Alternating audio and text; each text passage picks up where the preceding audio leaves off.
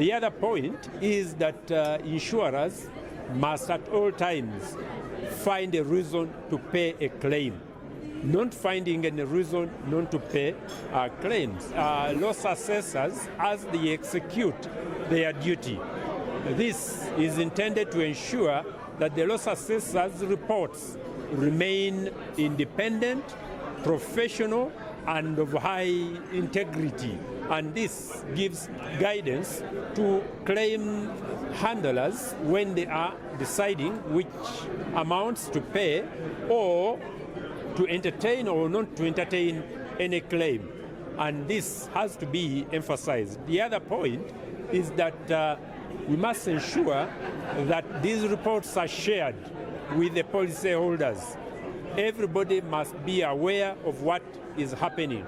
We have already given guidance or a directive from the Insurance Regulatory Authority that assessors' reports must be shared with the policyholders and the insurers. If that is not being done, then we shall do something to ensure that that directive is followed. The other point is that insurers must at all times find a reason to pay a claim. Not finding any reason not to pay claims.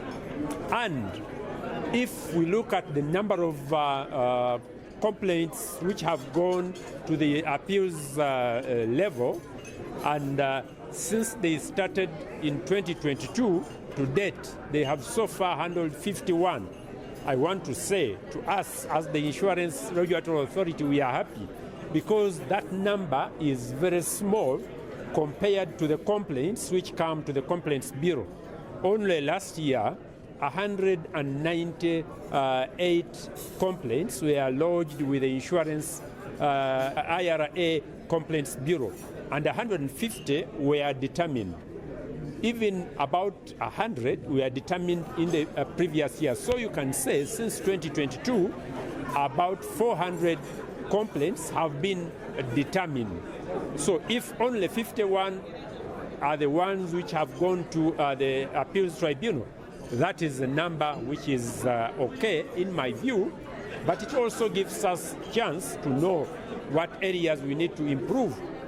Policy wording has been highlighted as one of the things which need to be emphasized, and we are going back to our offices, and we shall have a discussion around that.